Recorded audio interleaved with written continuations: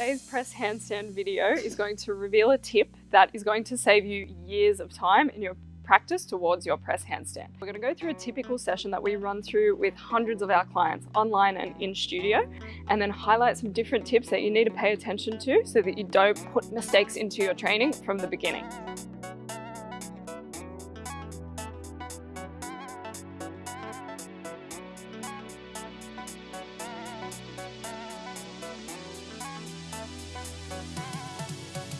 The first main work of the session is going to be getting some freestanding balance and really thinking about what your balance point is like today. Handstand balancing changes from session to session, always. Sometimes you're kicking over a little too much, sometimes you're under, and you need to understand how you're feeling. So we're gonna have Kat do a 40-second hold to begin with. I'll just be there for a little bit of light support. You just feel it out. Okay, so she's over kicking today.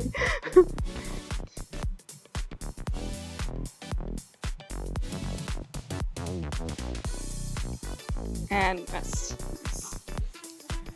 Second set we're going to get into is with a little bit of movement. She's going to get up and play around with her leg movements and see if she can coordinate keeping her balance but moving the legs. You can do anything. You can go into straddle, you can move to tuck, you can go to pike, go for about 3 to 5 shape changes.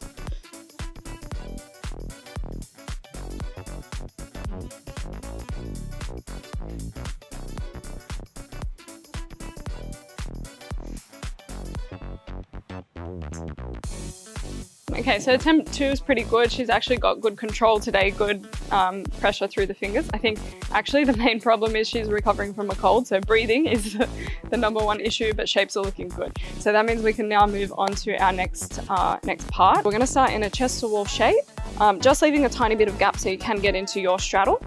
And then we're going to practice leaning forward, not by pushing off the wall, but you're gonna lean into a planche and then you're gonna come back up to freestanding balance. We're going to try for 3 reps on this. Let's walk up. We've got a little bit of a gap between you and the wall, and you should look wherever you're going to look for your press. So if you're not going to tuck your head in, you shouldn't tuck your head in now. We're going to go down into straddle to about 90, maybe you can go a little bit lower. And then let's actually make sure the shoulders lean forward a little and then come up into your straight. Straight away, you actually you let your hips go over before your shoulders, so that's what we'll focus on the next rep.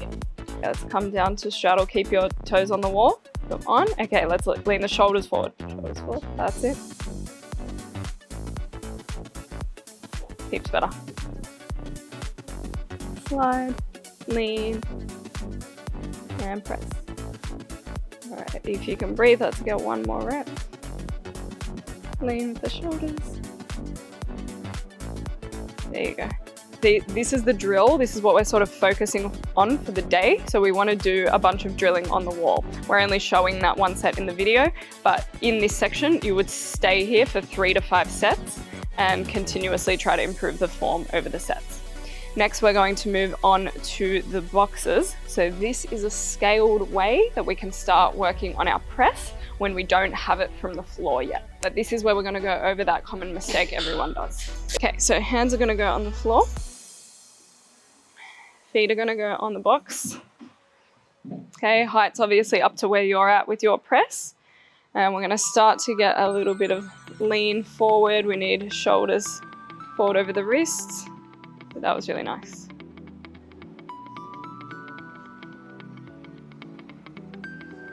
Good, rest. This is a drill where you can start to work towards your press, and obviously the boxes will get lower over time. The way Kat did that first rep was really good. She set herself up, her pelvis was tucked under, so in a really nice flat back position. And as she started to shift her mass forward, I could see the shoulders just exceed over the wrists, and then the feet naturally were light.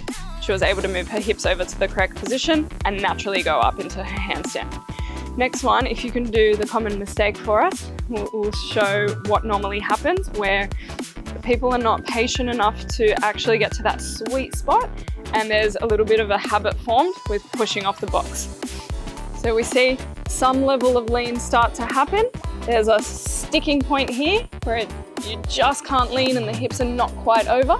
And then you see this cheeky little bit of knee bends to get the rep and to feel like you've got the rep. Okay, so just to vertical, it won't be enough. and there's a sly little bit of push there. The reason why this is actually going to save you years and years of time is that there's a little bit of self-deception that goes on with this drill. So what we see is people start to do this technique and it feels super rewarding to get the legs up and just to make it to handstand, but they didn't train the press. They didn't train the hips in the right position. They didn't load the weight into the trap so that the shoulders had to push. And so essentially they're doing scaled straddle jump. So straight away when you start practicing this, record yourself. Zoom in on your knees, zoom in on your feet. Are you getting push, or are you truly getting everything stacked in the right position so that you're pressing? Let's have a look at one more rep. Okay, so we're leaning the shoulders, leaning the hips. The hips are now perfectly aligned. That was effortless from the feet. Nice. If you figured out that the height you've been working on is too hard and you require a jump to get up, then you need to lift your boxes up higher, and that's where you should work. So once all that main work is done and you get really good quality sets for your presses for about 7 to 10 for your session, then you can conclude your session with some capacity building, so we'll do conditioning on the wall. Okay, so we want to finish by continuing to build our capacity through the shoulders, build our strength.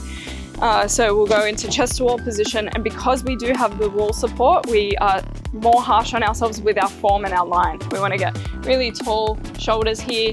If you know you struggle with soft elbows, you should be really hard on yourself here, and just basically practice being in the most perfect position you can for your conditioning. So Kat just did 3 sets of 1 minute in her straight shape. Now we're going to do the same 3 sets of 1 minute in a chest to wall strap. We need a little bit of a gap again on this one. Pushing tall in the shoulders, pelvis is tucked under, and trying to find a 90 degrees at the hips, down a touch back, tiny bit, yep.